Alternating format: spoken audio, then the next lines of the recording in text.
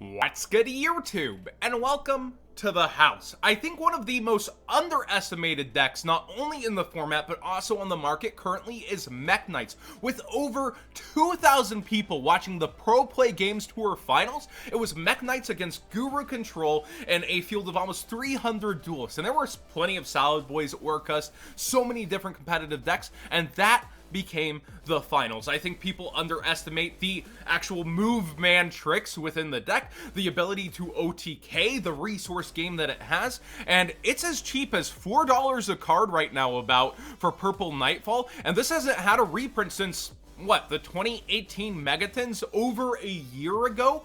And then we see Blue, and he's actually towards $2 even over here on TCG Player versus almost $3 on eBay. So if you're shopping for this, use my TCG Player link in the description down below, costing you nothing extra besides the cards you'd already be buying. Now, something I'd move for faster, get it, move man jokes, is actually their Link Monster, which never got a reprint, period, and it's done nothing but creep up since its initial fallout after the buyout. It's just crept back up from that $2 price point, and we see it's above its market price right now. This definitely adds a layer to the deck that you need, in my opinion, and right now everything's just so cheap. I would definitely be going for it, but also if you want to take your time, test it on Dueling Book, make your own decisions, definitely be an informed buyer and see if this is for you. But I do think after this weekend, thanks to that Pro Play Tour, this will definitely start to end up going up. Now, something else awesome from somebody in the community, not just shouting out Pro Play Games for their awesome job streaming, hitting those Konami numbers, is this Blue Eyes White Dragon blanket.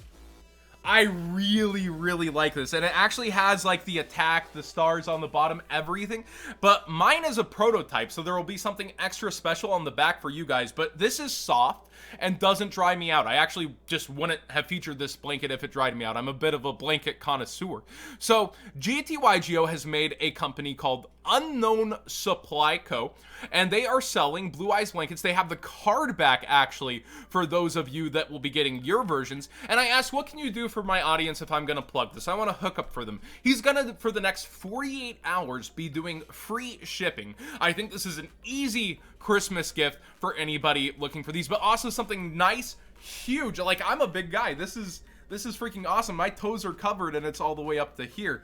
It really is just freaking an oversized blanket, and I think it's perfect for car trips to regionals. There's so many different awesome things, and they really got even like the hollow foil like art within the stitching. So I am a big fan. Their next blanket is going to be Exodia if you want to wait, but there's a limited number of each blanket. I think around 100 print run for each. So you want to get on it sooner than later if you are going after these blankets. Infernoid is something I don't like as much as Mekk Knight, I'm going to admit. I feel like they have their consistency issues, but it not only topped in Guadalajara, it also topped for the Pro Play Games Tour, and they were playing new format. I think I should emphasize that. They were playing with this new ban list already this weekend, and we see Decatron actually starting to jump up above $9, and the hollow pieces of this have been going up. Now, what's kind of behind the scenes, people just type Infernoid and maybe don't think about everything, is you're getting spoilers. That's next. Void Vanishment is actually one of its cheapest price points ever, as is Void Imagination. It hasn't been this low like in a while. Towards, you know, you're able to get it for $4 shipped if you buy other things from some of these sellers. So I really think this is something to start to look at if you want to have access to it. But I also think that Infernoids have their consistency issues, in my opinion, versus the current format. But if you don't expect one of these to get thrown down on you, man, is that Advantage City. So it's something to test with. I remember, what was it?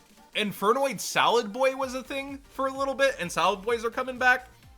I personally think pure Infernoid is more so the way to go, but this is not to be underestimated. Now, Dual Devastator.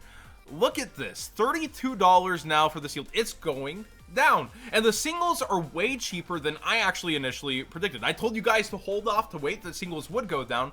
I didn't expect $4 super polys. I expected this to hold in the sand at $5. So this is pretty awesome to see. And I've heard it's one of the most demanded cards from the weekend from multiple shops. Ash Blossom, I thought would actually be around $5. So it's interesting to see it sticking up there. And then Ghost Ogre, I did not see this being under $3. And then just so many other awesome cards. So I think you have two options. Some of you guys will want to buy this box sealed for this price point. Vendors aren't taking a loss on this either for those speculating on that. I think they're buying this for around $22.50 to $24 from distro, because legendary decks are around $16.50 for a $30 product. So I don't think they would be charging above $24 from distro for this. I think it'd be around $22.50. And they're definitely not taking the L here, but after shipping, they're not making the most either. Kind of look through singles, see what you need out of these for how cheap they are, and then add it up towards like, well, would I be missing any of these cards? Might I want it later? Just add up everything you could possibly want in singles versus the sealed product and make your own informed decision on how you want to tackle cards from here. Now, I don't know that it's done bottoming out. We're on week 1 and competition's going to ramp up. A lot of people are going to sit like, man, I ordered a lot of this. What am I going to do with this if it doesn't fly off my shelf as a sealed product?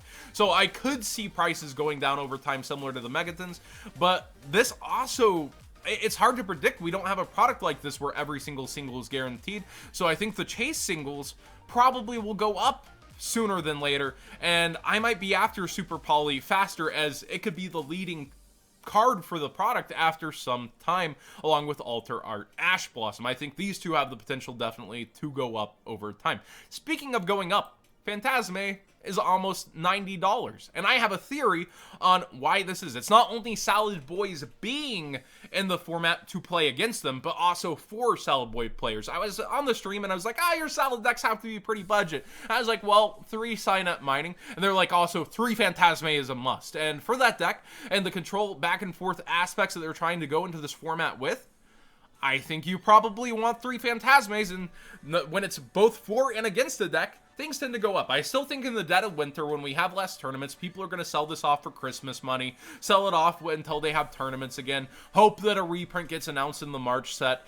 But I really think, I don't know, is this it? Is 90 the cap, or are we going to see Phantasme peak back over 100? Like, I don't know the future of this card, but it's trending up right now. And to prove the little Salad Boy theory here, sign-up mining is also going up, and this isn't just because of adding this during the OCG or stuff like that. Like, this is a direct response to Salad Boy entering the format with the fever that it is currently, and we see it over here on eBay as well towards $44, about a 10% spike from just the last market watch. So people are definitely after the Salad Boy deck within the meta, but also playing against it, which Phantasme does that. It's against Sky Striker, which didn't have a big showing at the Pro Play Tour, but I also think that people will be more resilient after looking at some of the Megaton prices here in a bit. Nibiru, $9 solid on TCG Player. You know what this screams to me? The Megatons are done bottoming out, and you better get the cards you want out of them sooner than later.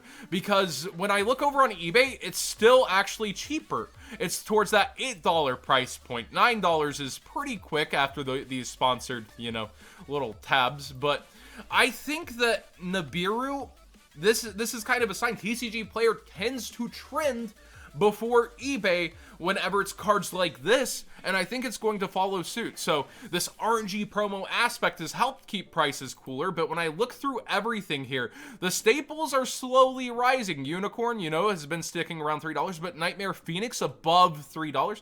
Like, there's so many different things in here, and of course the Thunder cards are rising. Like, people were after that from the beginning of this format. But another card that I saw, we'll get to in a bit, Jackalope towards 15.